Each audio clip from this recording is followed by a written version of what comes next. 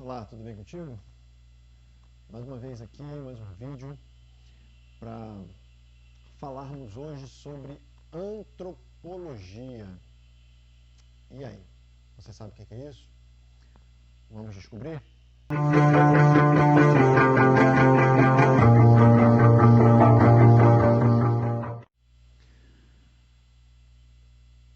Antropologia, o que é isso?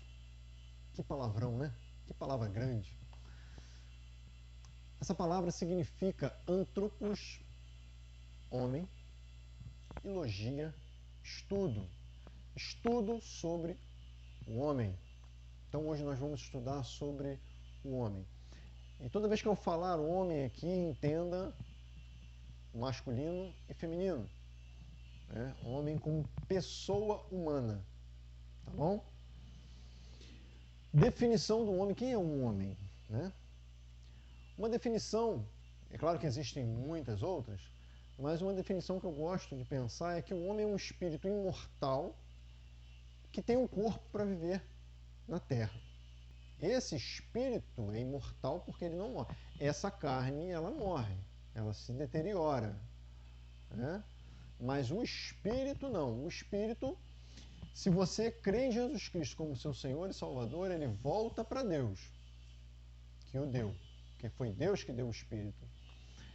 E se você não acreditar em Jesus Cristo como seu Senhor e Salvador, ele vai para o inferno. De todo jeito, ele não morre. Ele continua vivendo na presença de Deus ou na ausência de Deus. Aí vai depender da fé de cada um. Origem do homem. O homem foi criado por Deus, por Jesus e pelo Espírito Santo. Nós vimos isso nos estudos anteriores, nos vídeos anteriores. E aqui nós estamos corroborando isso, que está lá em Gênesis 1:26. Façamos o homem à nossa imagem, conforme a nossa semelhança. Então, o homem é uma criatura. O homem foi criado por Deus. E de que maneira esse homem foi criado? O homem foi formado do pó da terra. A parte material humana foi formada no pó da terra. E a parte imaterial, que é a parte espiritual, foi formada no sopro de Deus. Que coisa maravilhosa, né?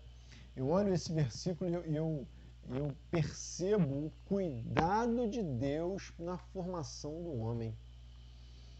As demais coisas, Deus simplesmente falou e aconteceu. O homem não. O homem Deus formou com suas mãos e assoprou cuidadosamente nas suas narinas o fôlego de vida. O que fez Adão levantar do barro foi o sopro de Deus.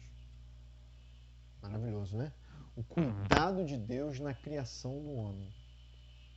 Não é à toa que nós somos formados à imagem e semelhança dele. Então, essa segunda questão da formação do homem, esse sopro de Deus, você vai encontrar em Gênesis 2:7. Deus fez o homem bom e reto. Como é que o homem foi formado? Foi formado bom, foi formado reto, foi formado perfeito. Porque nada que Deus cria é imperfeito. Então, quando o homem foi criado, ele foi criado perfeito. Você vai encontrar isso em Eclesiastes 7, versículo 9. Deus também criou o homem para a sua própria glória. Você vai encontrar isso em Isaías 43, 7. Teorias sobre a origem do homem. Existem algumas teorias sobre a origem. Como esse homem foi formado, como esse homem foi criado.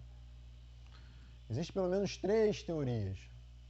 A geração espontânea é a primeira delas, que diz que o homem foi uma produção espontânea da Terra. Surgiu. Foi algo espontâneo.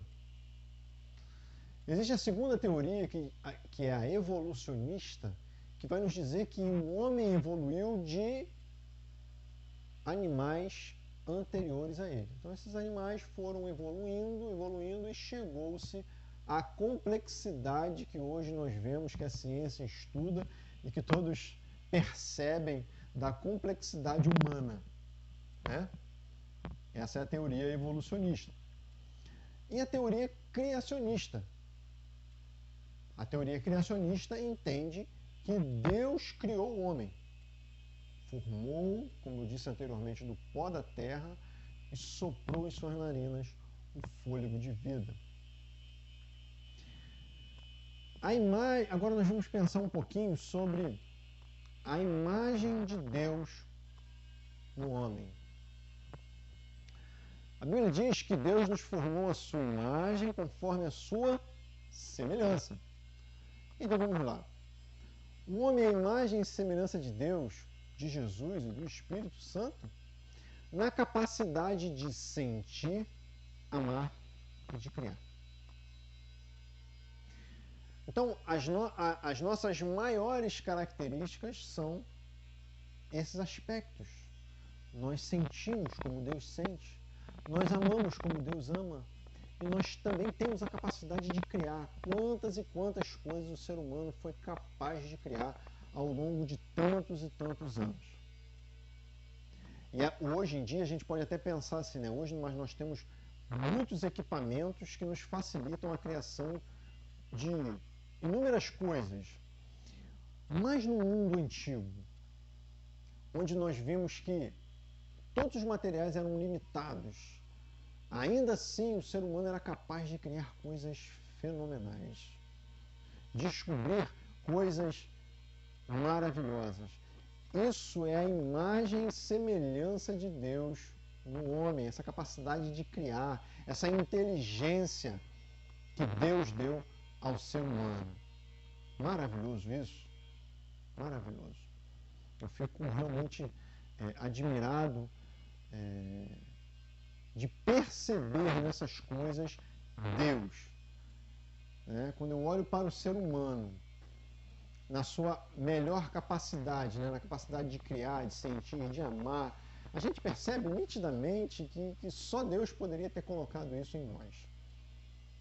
A parte que foi arranhada, quando o pecado entrou, que não era da vontade de Deus, aí é uma outra história, né? Transformou o ser humano numa pessoa ruim, numa pessoa que muitas vezes quer passar por cima de outras pessoas, que quer para si e não para o próximo. Isso é uma outra questão, né? Mas quando Deus cria e Deus coloca ali a sua imagem e semelhança, são nesses aspectos morais, né? Aspectos que representam Deus, esses aspectos morais.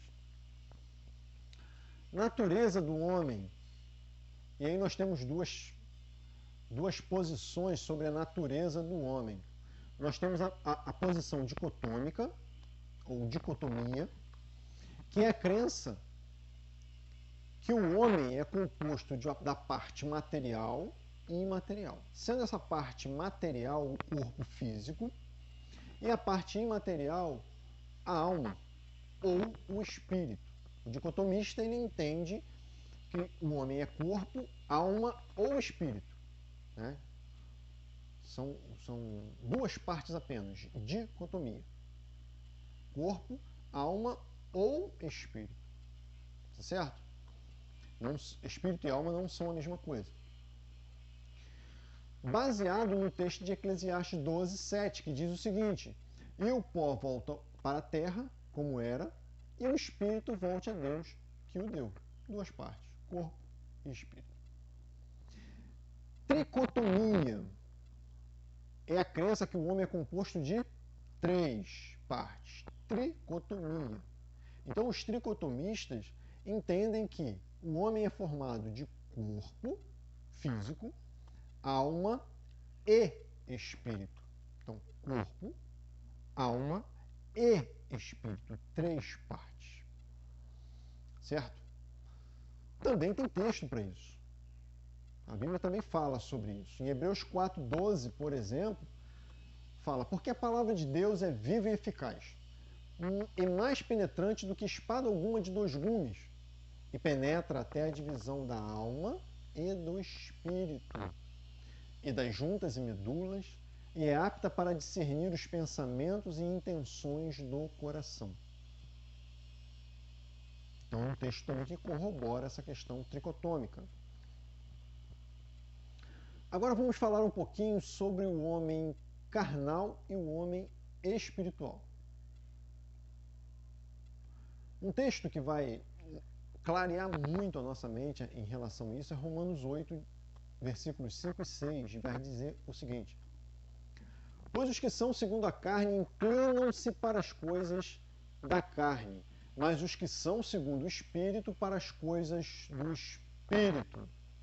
Porque a inclinação da carne é morte, mas a inclinação do Espírito é vida e paz. Então, o homem que é carnal, ele quer satisfazer apenas o seu corpo, o seu físico, né? Ele quer satisfazer as suas vontades apenas, independente de outras coisas que estão à sua volta.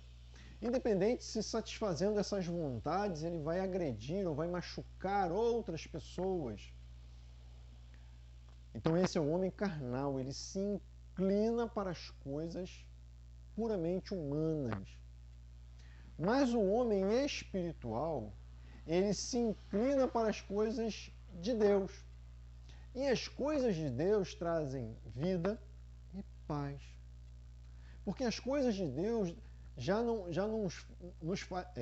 nos faz entender somente o eu, mas o próximo. E aí eu incluo o próximo, eu incluo o bem-estar daquele que está ao meu redor. E não somente penso nas coisas que vão me beneficiar exclusivamente, mas que vão beneficiar toda a coletividade, todas as pessoas. É amar a Deus e amar o próximo. Esse é o homem espiritual. Teorias sobre a origem da alma.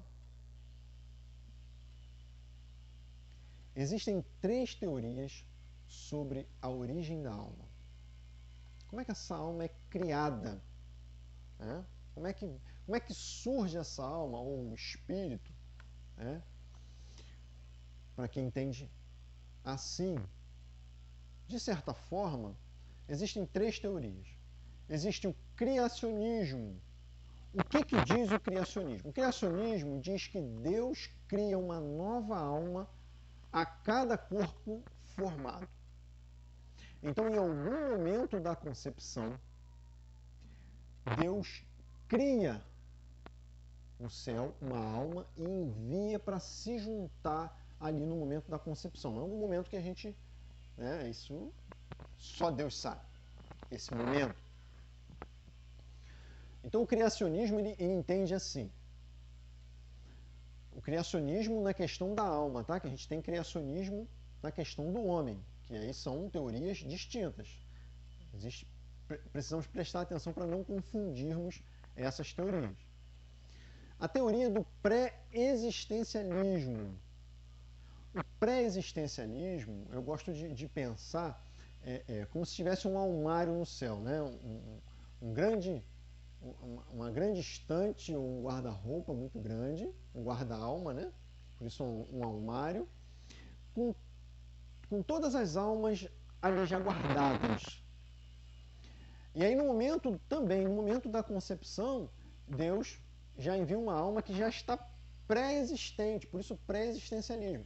Ela já está pré-existente lá, e aí Deus envia nesse momento para o ser humano, tá? Para formar ali o ser humano no ventre de sua mãe, no momento da concepção, em algum momento. E existe uma terceira teoria, que é o traducionismo. O traducionismo é uma palavra diferente, né?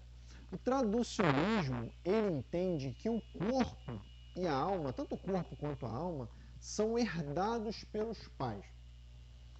Então, o traducionismo ele entende o seguinte: Deus deu a capacidade ao ser humano de transmitir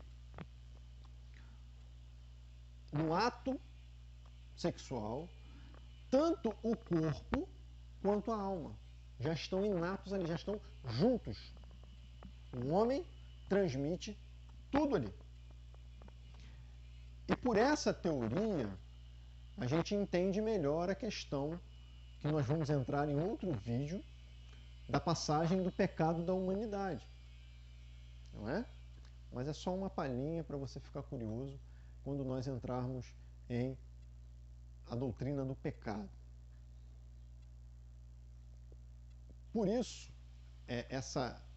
essas teorias vão nos ajudar a entender um pouco mais sobre o que se pensa da origem da alma, da origem do homem, da criação de que nós falamos hoje aqui, né? Sobre a questão humana.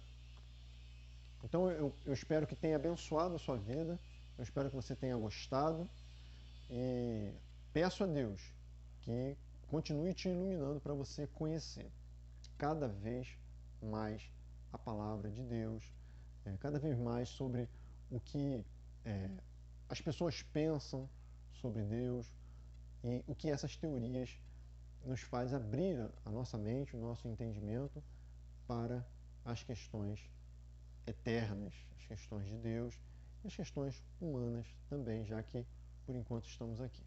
Deus abençoe a sua vida, em nome de Jesus. Amém.